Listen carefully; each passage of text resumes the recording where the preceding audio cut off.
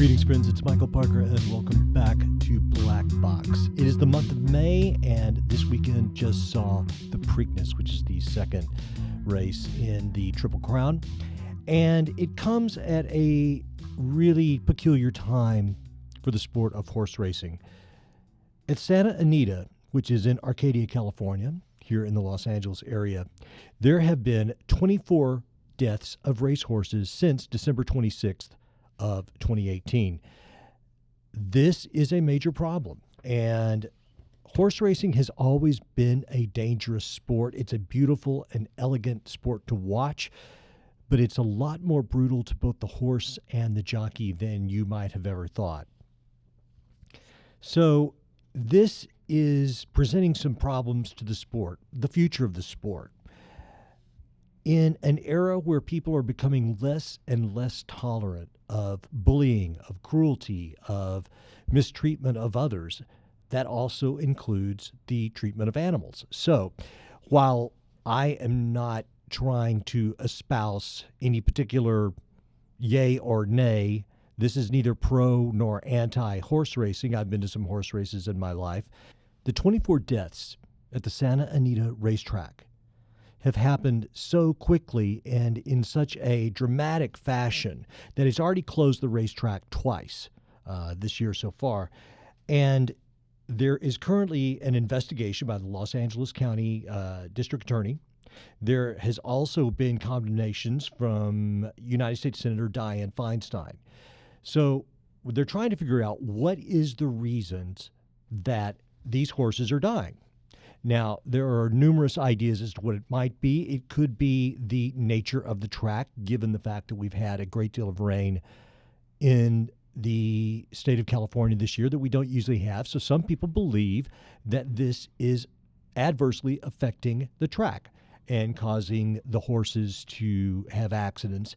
And the deal is, when you've got an animal which weighs nearly half a ton, that's running upwards of 40 miles an hour, or sometimes even just trotting, that's happened as well.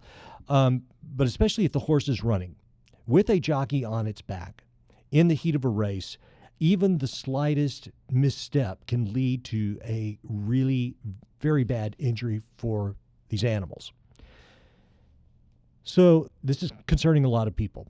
These animals they are the Kobe Bryants. They are the Tom Brady's of their sport, and they are worth huge amounts of money. Not only that, there are the people whose livelihood is involved in this, the trainers, the people who raise these horses, who breed these horses. So this is a sport that is several hundred years in the making and is now potentially in its twilight.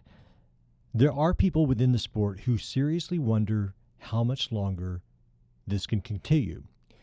People have no tolerance at this point for what they see as, from their vantage point as an observer, the mistreatment of horses. Now, this could be overworking of horses. This could be the use of the whip. This could be the use of drugs on race day or in the lead-ups to the race. But people are getting leery of this, and the amount of news that horse racing is getting today is largely related not to the winners, but to the deaths of these horses in places like Santa Anita. According to the Jockey Club's Equine Injury Database, in the year of 2018, 493 thoroughbred racehorses died. Now, most of these deaths were limb injuries, respiratory and digestive, or multi-organ system disorders. Of the 24 deaths at Santa Anita, including the one that just happened on Friday, most of these were related to limb injuries. The death on Friday was to a horse that was a 3-year-old gelding. That horse was named Commander Coyle.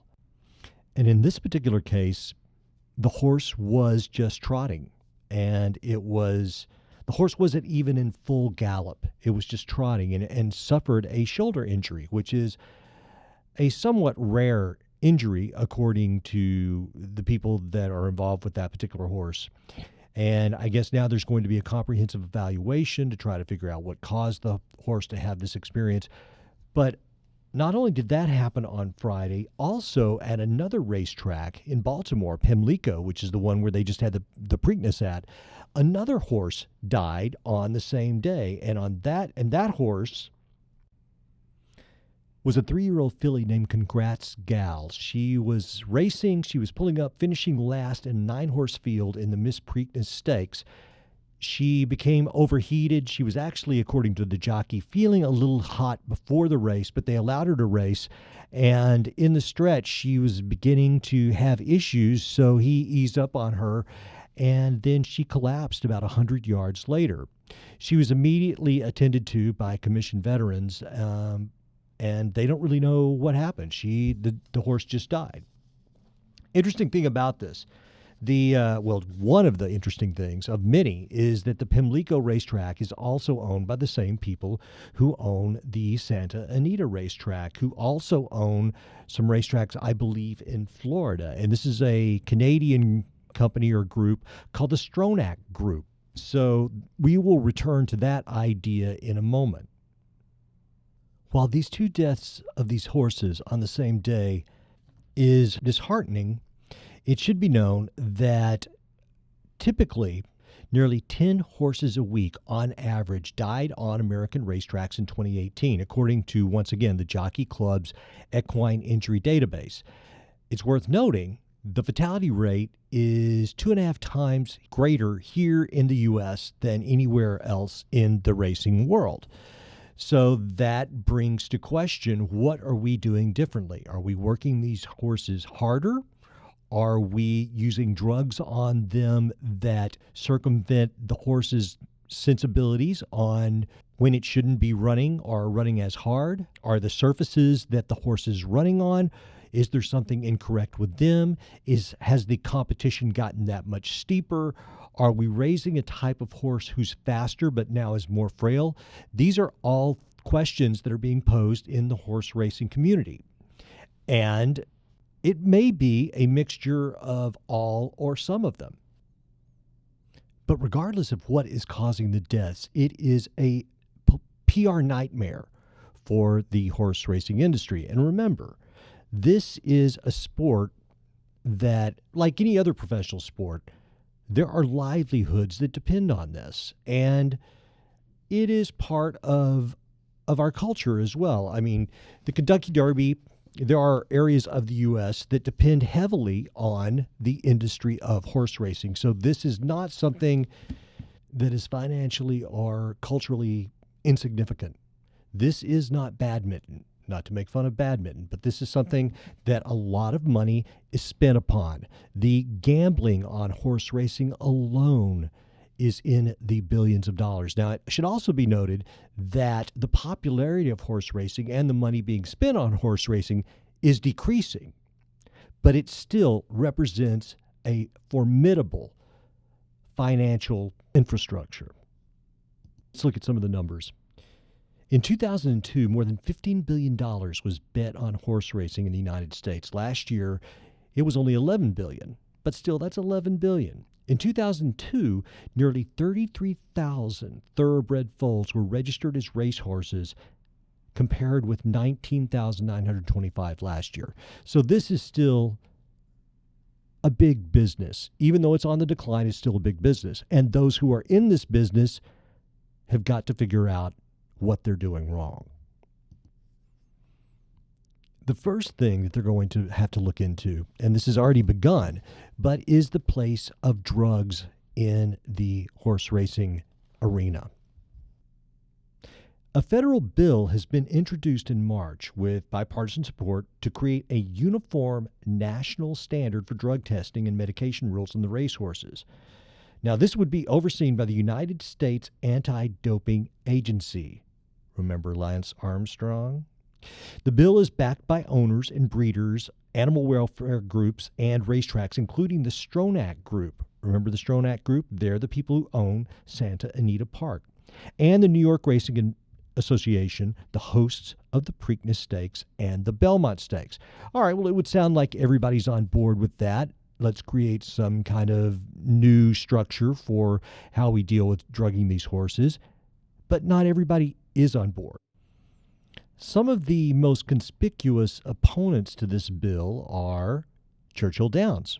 Churchill Downs, of course, the location of the Kentucky Derby. And Senator Mitch McConnell, who is a Republican of Kentucky and a Senate Majority Leader, who apparently counts Churchill Downs as a major patron/donor, they do not support this bill. They fear that a cumbersome bill will bring a greater number of even more unfavorable opinions regarding the sport and make its popularity dwindle even further. They also wonder if the anti-doping agency will be trusted to keep their findings out of the public eye while the industry corrects whatever damaging practices that they are involved in. It's at this point I think we need to talk about what the drugs are that are coming under scrutiny, and the one that you'll probably hear the most about is called Lasix.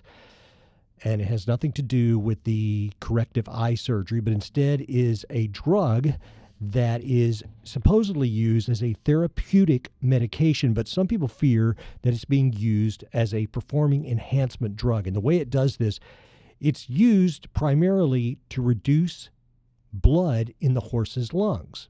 But one of the things that it makes a horse do is urinate a great deal, which will eventually lead to weight loss. And weight loss, of course, is going to lead to a sleeker, more streamlined horse, which can run faster. So you've got a horse that is now depleted of liquids, but can run faster, meanwhile being a sicker horse. The regulations surrounding the drugs tend to vary from state to state. Some people believe that the national organization that has been described to be created, the anti-doping agency involved, should create some form of national regulation. Of course, there are others within the industry that think self-regulation is the way to go. There are some believe that drugs need to be taken out of the sport entirely, while others believe that drugs can be used if they are not used prior to a race. At the very latest, 24 hours before a race, others are saying potentially 2 weeks before a race that these drugs cannot be used. The other things that people are pointing at as being a possible contributor to this outbreak of horse deaths is a lot of the rain that we have received in Southern California adversely affecting the track. And what happens to these tracks is that when it rains, they have a process by which what they call seal the track. And the idea is that the track is sealed so that water cannot seep down further into the soil that the horses are going to run upon. The problem with this is it makes the track hard. And it is described by some as being as hard as concrete. And frankly, that's difficult for me to imagine, but that's what they say, so that must be the case. And in order for the track to get back to the way they like it, it usually takes several days for this to dry out. But in a case like we have here in Los Angeles, where it has been raining a great deal, the other racetrack, which was Hollywood Park, I believe was the name, which was out by the Forum, was closed down. So now we've got more races, more horses, quicker turnaround times, and more rain, which almost sounds like, no pun intended, but a perfect storm of events. So between the drugs, between the track recommendations, those are just two of the ideas that may be contributing to these horse deaths. Now, here's where it gets even a little bit worse. Well, it is worse. Over the weekend, while I was preparing this report, we have reports of yet another horse death. On Sunday, a 3-year-old gelding, and that horse's name was, I believe, Spectacular Music. The horse's name was Spectacular Music, and the horse was yet another 3-year-old gelding. And this would make 2 horses in 4 days at Santa Anita. And this horse suffered a pelvic injury, and he was running his first race. And he didn't fall, but the jockey could tell that something was wrong. So he had the horse evaluated after the race. And by Monday morning, it was determined that the horse needed to be euthanized. So that's 2 3-year-old geldings in 4 days at Santa Anita Park, plus the horse at Pimlico on Friday. This is as bad as it gets, you would think.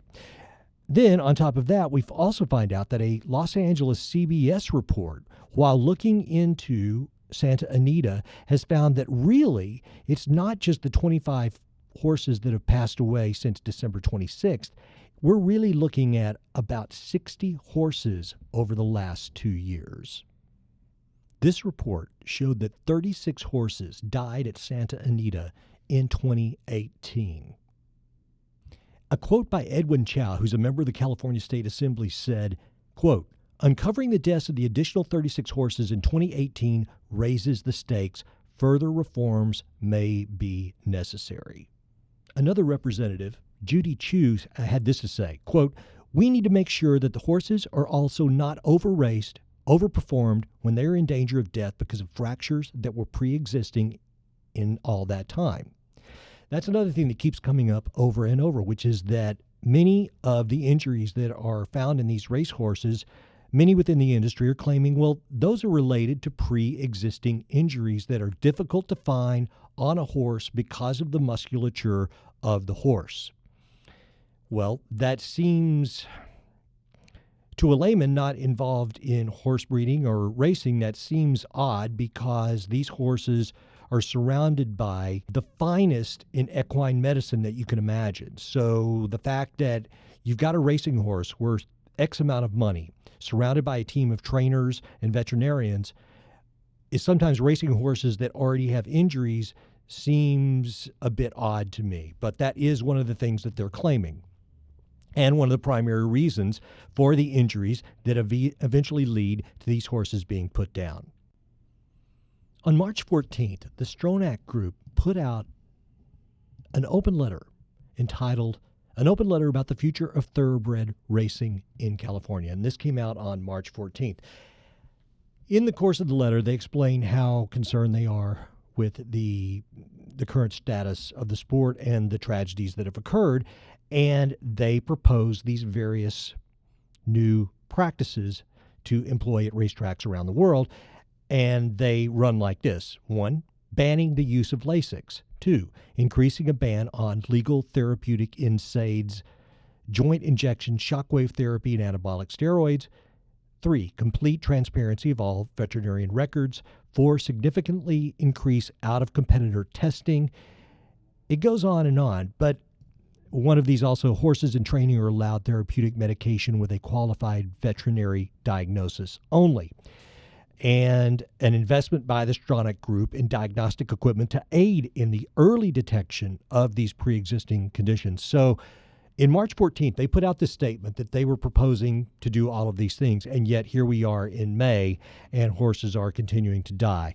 This is not intended in any way to be criticizing the larger sport of horse racing, but clearly we have come to a watershed moment where the sport needs to be investigated, and we need to decide if the deaths of these horses is something that is only now arising, that only now the public is really getting to peek behind the curtain to see that this happens, or if there is a reason for a sudden uptick in the amount of horses that are dying year by year. As I mentioned earlier in the report, we've reached a time where people no longer have the stomach for what they perceive as injustice, for bullying, for maltreatment of people or humans. And right now, the horse racing industry is under the gun. It is being looked at as it has never been before. And believe me, they know it. Tim Ritvo, who's the chief operating officer of the Stronach Group, which owns Santa Anita and Pimlico and other racetracks, also in Maryland and Florida, has said that, California is a progressive state, and in California, 600,000 signatures could prompt a ballot initiative supporting a ban on the sport. So it wouldn't really take that much to get something on the ballots that would see horse racing go away in this state. And I'm not saying that we should have that. I don't think anyone is yet. Well, correction, I've actually seen some people on social media saying that, yes, we should have that. But horses are meant to run. Horses are majestic animals that bring inspiration to people. And if they can figure out a way to do this that is safe for the horse, safe for the jockey, and good for the environment, then it should continue on. It's up to the horse racing industry itself to figure out how to do that. My name is Michael Parker. This has been Black Box. If you enjoy this show, please forward it to your friends. Please rate and review us on your podcast app of choice. And until next week, take care of yourselves. Show a little love around.